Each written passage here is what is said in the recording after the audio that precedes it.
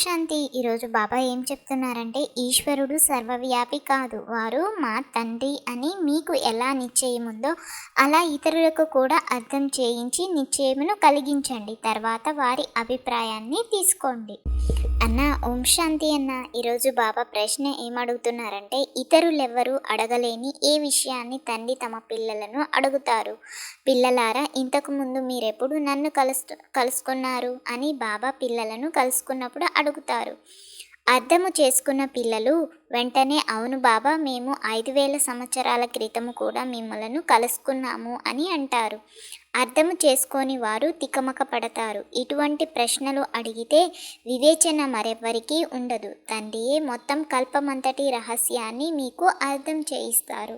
ఆత్మిక పిల్లలకు ఆత్మిక అనంతమైన తండ్రి అర్థం చేయిస్తున్నారు. పిల్లలు, ఇక్కడ మీరు తండ్రి సన్ముఖంలో కూర్చొని ఉన్నారు. పిల్లలు ఇంటి నుండి బయలుదేరినప్పుడు మేము శివబాబా వద్దకు వెళ్తున్నాము. వారు బ్రహ్మరథములో వచ్చి మాకు స్వర్గ వారసత్వమును ఇస్తున్నారు. మేము స్వర్గంలో ఉండేవారము. మళ్ళీ 84 జన్మల చక్రంలో తిరిగి ఇప్పుడు నరకంలో వచ్చి పడి ఉన్నాను ఆలోచనలతో వస్తారు.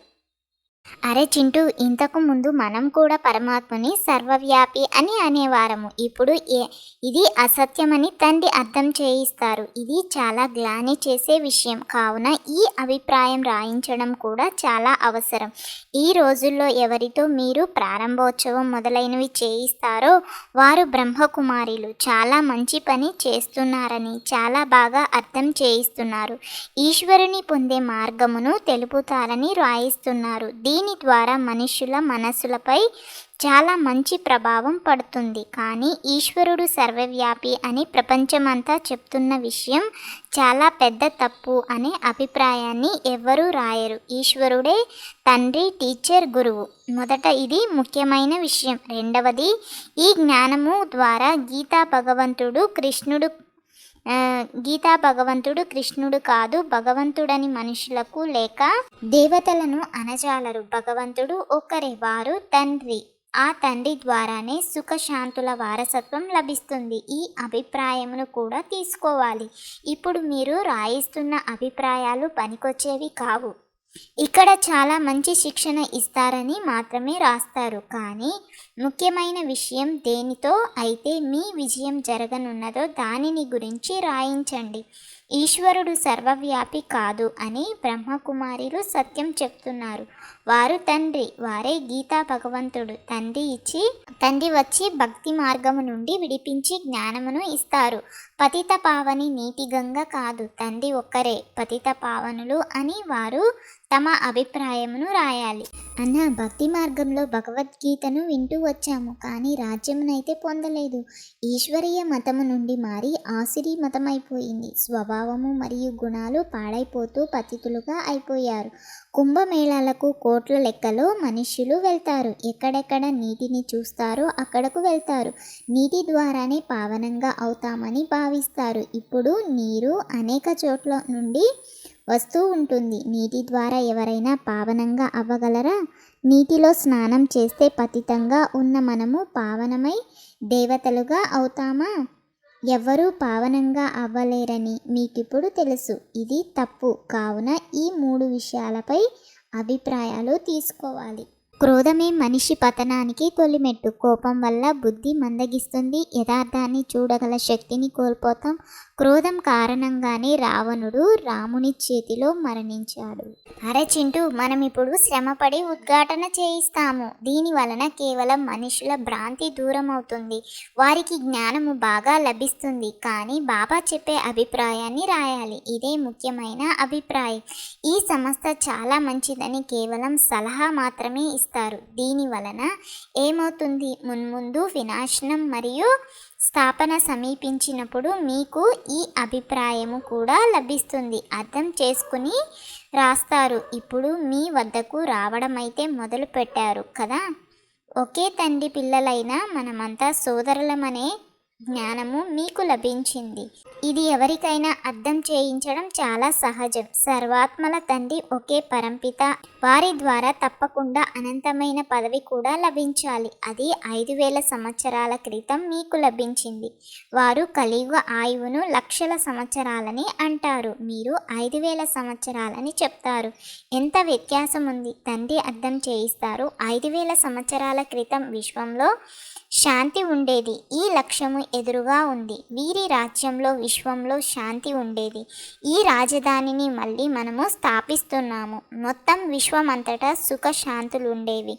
దుఃఖమునకు నామరూపాలు ఉండేవి కావు. ఇప్పుడైతే అపారమైన దుఃఖం ఉంది. మనము మన తనువు, మనసు, ధనముల ద్వారా గుప్తంగా ఈ సుఖశాంతుల రాజ్యమును స్థాపిస్తున్నాము అన్న తండ్రి ఇప్పుడు స్వయంగా చెప్తున్నారు. పిల్లలారా, దేహ సహితంగా దేహ సర్వ సంబంధాలను వదిలిపెట్టండి. తండ్రి మీ కొరకు కొత్త ప్రపంచాన్ని తయారు చేస్తున్నారు. వారిని స్మృతి చేస్తే మీ పాపాలన్నీ సమాప్తమవుతాయి. అరే, మీకు విశ్వరాజ్యమునిచ్చే తండ్రిని ఎలా మర్చిపోతారు? పిల్లలారా, ఈ అంతిమ జన్మలో కేవలం పవిత్రంగా అవ్వండి అని తండ్రి చెప్తారు. ఇప్పుడు ఈ మృత్యులోక వినాశనం ఎదురుగా ఉంది. ఈ వినాశనం కూడా 5000 సంవత్సరాల క్రితం జరిగిన విధంగానే ఉంటుంది. ఇది స్మృతిలోకి వస్తుంది కదా. తమ రాజ్యం ఉన్నప్పుడు ఇతర ఏ ధర్మము లేదు. బాబా వద్దకు ఎవరైనా వస్తే ఇంతకు ముందు ఎప్పుడైనా కలిశారా అని వారిని అడుగుతారు. అర్థం చేసుకున్న వారు వెంటనే 5000 సంవత్సరాల క్రితం అని చెప్పేస్తారు. కొత్తవారు వస్తే తికమక పడతారు. బ్రాహ్మణి అర్థం చేయించలేదని బాబా అర్థం చేసుకుంటారు. ఆలోచించి గుర్తు చేసుకోండని బాబా అంటారు. 100 తప్పులు చేసిన వాడినైనా మన్నించవచ్చు, కానీ ఒకసారి మోసం చేసిన వాడిని క్షమించకూడదు. తప్పులు చేసేవాడైనా మారుతాడేమో కానీ మోసబుద్ధి ఉన్నవాడు మారడు. అరే చింటూ, ఇక్కడ అందరూ దుఃఖమునిచ్చేవారే ఉన్నారు. తల్లి, తండ్రి మొదలైన వారంతా వికారాలలో పడేస్తారు. కామము మహాశత్రువు. దీనిని జయిస్తేనే మీరు జగజీతులుగా అవుతారని తండ్రి చెప్తారు. ఈ రాజయోగమును తండ్రి నేర్పిస్తారు. తద్వారా మనము ఈ పదవిని పొందుతాము. పావనంగా తయారైతే స్వర్గరాజ్యము లభిస్తుందని మాకు స్వప్నంలో భగవంతుడు చెప్పారు. కావున నేనిప్పుడు ఒక జన్మ అపవిత్రమై నా రాజ్యమును పోగొట్టుకోను అని చెప్పండి. ఈ పవిత్రత గురించే జగడాలు జరుగుతాయి. ద్రౌపది కూడా ఈ దుశ్శాసనుడు నన్ను వివస్రణ చేస్తున్నాడని వేడుకుంది. ద్రౌపదికి 21 చీరలను కృష్ణుడు ప్రసాదించాడని కూడా ఒక ఆటను చూపిస్తారు. ఇప్పుడు ఎంత దుర్గతి పాలైనారో తండ్రి కూర్చొని అర్థం చేయిస్తున్నారు. అపారమైన దుఃఖం ఉంది కదా. సత్యయుగంలో అపారమైన సుఖం ఉండేది. అనేక అధర్మాలను వినాశనం చేసి ఒకే సత్యమైన ధర్మమును స్థాపన చేసేందుకు నేనిప్పుడు వచ్చాను. నేను మీకు రాజ్య భాగ్యమును ఇచ్చి వానప్రస్థంలోకి వెళ్ళిపోతాను. మళ్ళీ అర్ధకల్పము వరకు నా అవసరమే ఉండదు. మీరు ఎప్పుడూ స్మృతి కూడా చెయ్యరు. కావున తండ్రి అర్థం చేయిస్తున్నారు.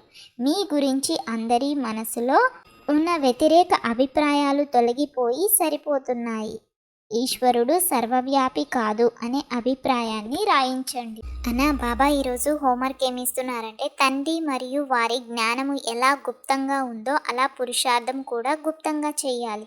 పాటలు, కవితలు మొదలైన వాటికి బదులు నిశ్శబ్దంగా ఉండడం మంచిది. నడుస్తూ తిరుగుతూ శాంతిగా తండ్రిని స్మృతి చేయాలి.